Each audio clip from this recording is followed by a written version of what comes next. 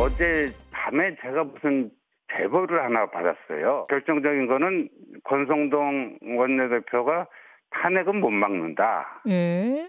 탄핵은 못 막는다. 탄핵 못 막는다라는 그런 얘기를 하셨다는 발언이 있던데요. 그에 대해서 어떻게 생각하시는지. 그런 발언을 사석에서 그쪽에서 나와 같이 지인을 만났는데 지인이 언론 보도를 보니 그렇지 않느냐. 그래서 그 부분에 대해서는 그런 보도도 있고 또 뭐 그렇지 않은 부분이 있다. 그 정도로 대답한 상황입니다. 예. 내일 본회의에서 대통령 탄핵안 표결을 앞둔 시점에 원내대표로서의 직무를 시작했습니다. 비상 상황에 있어 당과 나라에 대한 무거운 책임감으로 직분에 임하겠다는 각오의 말씀을 드립니다.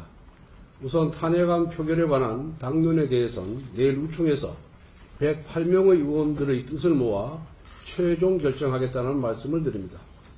일단 지금은 탄핵 반대가 당론입니다만 당론이라는 것은 의원들이 상의해서 결정하는 것입니다.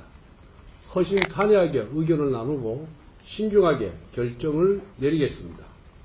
모든 논의의 출발점은 나라와 국민을 위한 길이 무엇인가여야 합니다. 지금은 국정마비 상황입니다. 국민들 사이에 탄핵 찬반 시위가 격화되고 있고 수사기관들은 과열된 수사 경쟁과 체포 경쟁을 벌이고 있고 국회는 총리와 강조들을 탄핵하거나 수사 대상으로 몰아가며 행정부를 마비시키고 있습니다.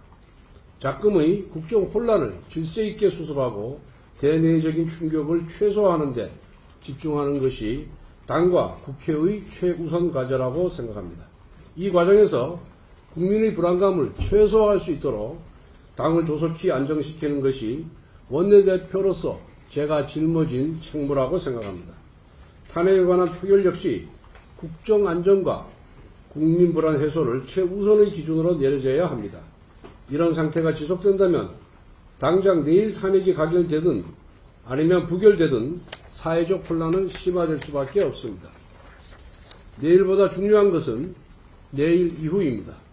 내일 탄핵 표결로 모든 상황이 끝나는 것이 아닙니다. 내일 표결 이후의 모든 상황에 대비해 국정위기와 당내 혼란을 수습하는 데 온 힘을 다하겠습니다. 그리고 우리 당의 추경호 전 원내대표의 수사와 관련하여 한 말씀 드리겠습니다. 민주당은 추경호 전 대표에 대해 징계안을 제출하고 의원 제명 촉구 결의안을 제출했으며 국수본에 고발하고 상설특검 수사 대상에 포함시키면서 또 특검법 수사 대상에도 포함시켰습니다.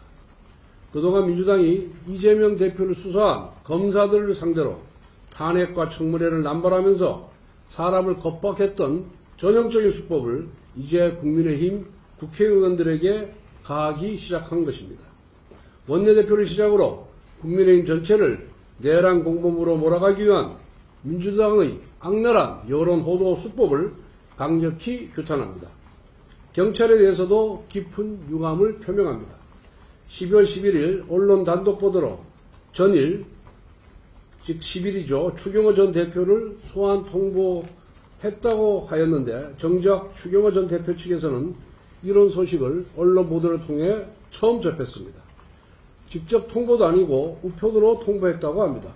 심지어 사흘이 지났는데 아직도 우편을 전달받은 게 없고 이메일로 받았다고 합니다. 망신주기식 언론 플레이입니다. 경찰이 수사를 해야지 언론 플레이를 해서는 안 됩니다. 마지막으로 국회법, 국회증언감정법, 양곡관리법, 농산물 유통 및 가격안정법, 농업재해대책법, 농업재해보험법 등 6개 법안의 개정안에 대해 말씀드리겠습니다. 이 법은 지난 11월 28일 본회의에서 거대 야당의 일방 폭거로 처리되었습니다. 당시 추경호 원내대표께서 대통령의 제2요구권 행사를 정식 요청하였고 이 요청은 지금도 유효한 상황입니다. 6개 법안에 대한 대통령의 제2요구권 행사를 다시 한번 요청합니다. 이번 비상대안이 우선이라고 생각하시는지 아닌지 말씀 주시고요. 그리고 박근혜 대통령 탄핵 소추 추진하셨었는데 그 비상계엄의 위헌 여부에 대한 최종 결정은 헌법재판소에서 내리게 되어 있습니다. 다만 우리 당은 이번 계엄 선포가 잘못되었다는 점을 분명히 말씀드렸습니다. 위헌 여부는 대통령 헌재에서 최종 결정될 것이기 때문에 그렇게 알고 계시면 될 겁니다.